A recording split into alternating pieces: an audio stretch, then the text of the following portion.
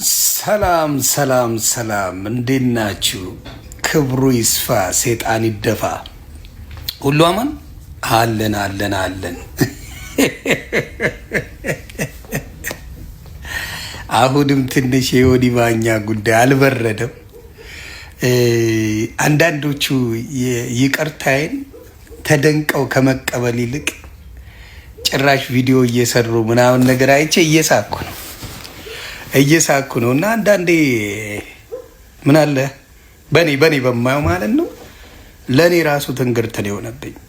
ዮኒ ማኛ አስቡት፣ የቲክታክ ላስን ይቅርታ መጠየቅ እና እግዚአብሔርን አመሰገንኩት። በእውነት እግዚአብሔርን አመሰገንኩት፣ ሌላ አይደለም። በጣም ነው የደነቀኝ።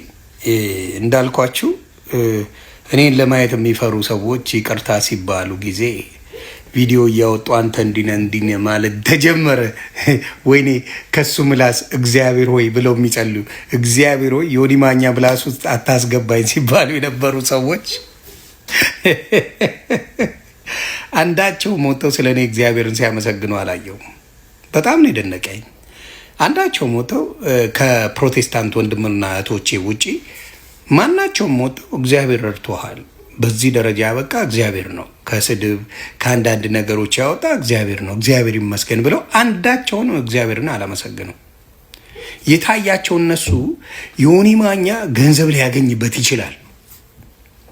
አያችሁ፣ ሰይጣን ሲጫወትብህ የምታስበው የኔን መዳን የኔን በክርስቶስ መሆን ሳይሆን ገና ለገና እኮ ምናልባት ፓስተር ሆኖ ወንጌላዊ ሆኖ ዮኒ ማኛ ገንዘብ ሊያገኝ ስለምችል ከአሁኑ ልናደድበት የሚባል አስተሳሰብ ይዘው መጥተዋል።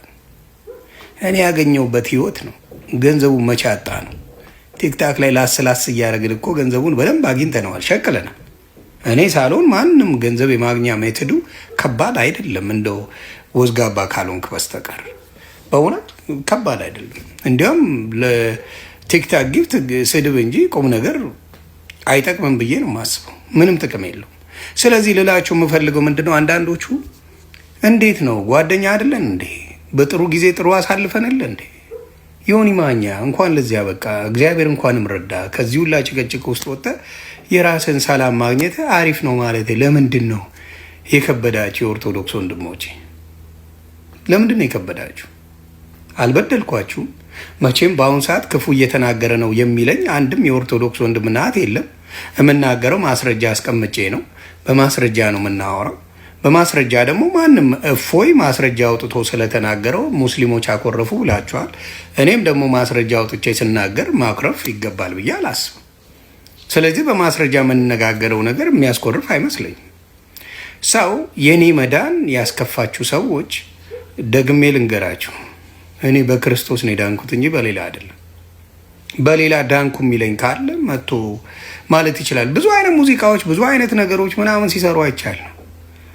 ምክንያቱም አንድ አባባል አለ፣ ያጣ ለማኝ ተሳድቦ ይሄዳል። እኔ በክርስቶስ ነኝ። በክርስቶስ መሆኔን ደግሞ ዛሬ አይደለም የመሰከርኩት።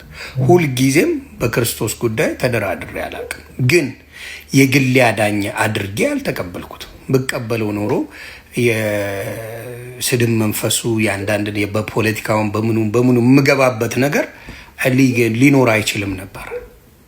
ስለዚህ ክብሩን እሱ ይውሰድ፣ ክብሩን መድኃኔዓለም ይውሰድ።